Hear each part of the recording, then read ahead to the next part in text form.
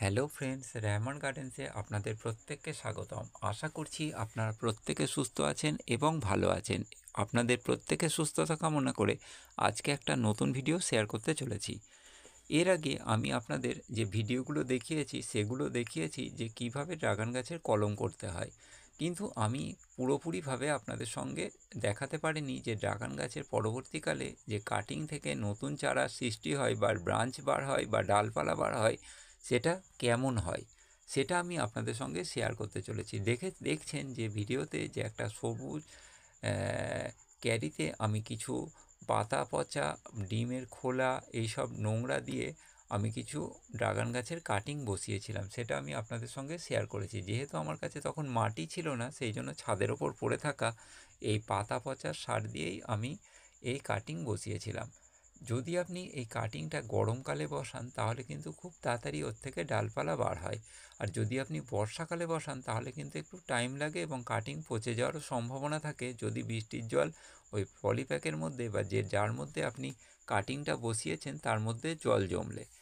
আমি এই কাটিংটা বসিয়েছিলাম প্রায় 2 মাসেরও বেশি সময়। এই বেশি সময়ের মধ্যে এই যে শাখা বা ডাল বার হয়েছে সেটি আমি আপনাদের সঙ্গে দেখাচ্ছি। ভিডিওতে যে কাটিংটা দেখতে পাচ্ছেন, এই কাটিংয়ের গা দিয়ে কিন্তু এই শাখাটা বেরিয়েছে। এটা বার হয়েছে কিভাবে সেটা আপনারা একটু খেয়াল করুন।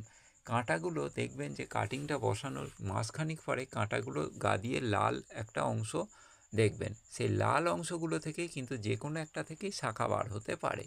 যদি কাটিংটা খুব ভালো হয় তাহলে দেখবেন 2টো অথবা 3টেও শাখা বেরিয়ে যেতে পারে, আর কাটিংটা যদি মোটামুটি হয় তাহলে দেখবেন যে একটা বা 2টো ছোট ছোট শাখা বার হবে বা ডাল বার হবে। আপনাদের চিন্তার কোনো কারণ নেই, কিছুদিন পর যখন আপনি এটাকে বড় টবে প্রতিস্থাপন করবেন তখন চারিদিক দিয়ে এর ডালপালা বার হবে, কারণ ড্রাগন গাছ খুব তাড়াতাড়ি বেড়ে ওঠে, কোনো রকম খাবার না দিলেও কিন্তু বেড়ে ওঠে। এটা আমি নিজে করে দেখেছি, সেই জন্য আমি আপনাদের বলতে পারলাম। আর আপনি যদি একে খাবার দেন বা যত্ন করেন তাহলে আপনাকে ফল ফুলে ভরিয়ে দেবে। সেই জন্য অনেকে কি করে, এর পিছনে অনেক পরিমাণ খাবার দেয়, তবে খাবারের একটা লিমিট যদি রাখা হয় তবেই কিন্তু ফল ফুলটা ভালো পাবেন। যদি অতিরিক্ত খাবার দিয়ে দেন তাহলে কিন্তু আপনারা ফল ফুল অত বেশি পাবেন না।